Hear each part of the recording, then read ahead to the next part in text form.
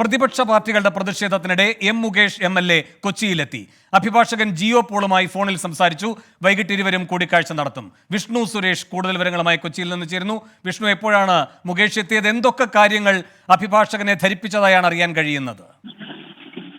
വേണു, നമ്മൾ മനസ്സിലാക്കുന്നതനുസരിച്ച് മുകേഷും അഭിഭാഷകരും തമ്മിൽ ഇപ്പോൾ കൂടിക്കാഴ്ച നടത്തുന്നുണ്ട് എന്നാണ് ലഭ്യമാകുന്ന വിവരം. അല്പസമയം മുമ്പ് അഭിഭാഷകനെ വിളിച്ചപ്പോൾ ഒരു അരമണിക്കൂറിൽ കൂടിക്കാഴ്ച ആരംഭിക്കുമെന്നാണ് പറഞ്ഞത്. അതിനനുസരിച്ച് ഇപ്പോൾ കൂടിക്കാഴ്ച നടത്തുന്നു. അതീവ രഹസ്യ കേന്ദ്രത്തിലാണ് കൂടിക്കാഴ്ച. ഒരു തരത്തിലും എവിടെയാണ് എന്ന് വെളിപ്പെടുത്താൻ ഇരുവരും തയ്യാറായിട്ടില്ല. മുകേഷ് രാവിലെ കൊച്ചിയിലേക്ക് എത്തിയതാണ്. പക്ഷേ അതിനുശേഷം അദ്ദേഹം മാധ്യമങ്ങളുടെ ഉൾപ്പെടെ കണ്ണുവെട്ടിച്ച് എങ്ങോട്ടോ പറഞ്ഞു.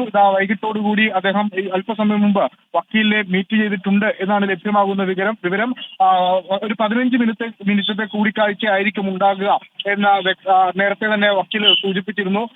പക്ഷേ അദ്ദേഹം അത് എവിടെ വെച്ചാണ് എന്ന് പറയാൻ തയ്യാറായില്ല. തന്റെ ക്ലയന്റ് അതീവ പ്രൈവസി ആവശ്യപ്പെട്ടിട്ടുണ്ട്. ആ ഒരു പശ്ചാത്തലത്തിൽ കൂടിയാണ് അത് പറയാത്തത് എന്ന് അദ്ദേഹം വ്യക്തമാക്കുകയും ചെയ്തിരുന്നു. നിലവിൽ കൂടിക്കാഴ്ച നടക്കുന്നുണ്ട്. പ്രധാനമായും ഈ ബ്ലാക്ക് മെയിലിംഗിന്റെ രേഖയായിരിക്കാം ഒരുപക്ഷെ കൈമാറുക എന്നാണ് പ്രാഥമികമായി ലഭിക്കുന്ന വിവരം. മുകേഷ് ഇതുവരെ പോലീസ് ചോദ്യം ചെയ്യുന്നതിന് വേണ്ടി നോട്ടീസോ അല്ലെങ്കിൽ ഒന്നും അയച്ചിട്ടില്ല. കഴിഞ്ഞ ദിവസം ജാമ്യം മുകേഷിന് നോട്ടു അറസ്റ്റ് 3-ാം തീയതി വരെ നൽകിയിട്ടുമുണ്ട്. ആ ഒരു പശ്ചാത്തലത്തിൽ കൂടിയാണ് അടിയന്തര സ്വഭാവമുള്ള ഈ കൂടിക്കാഴ്ച.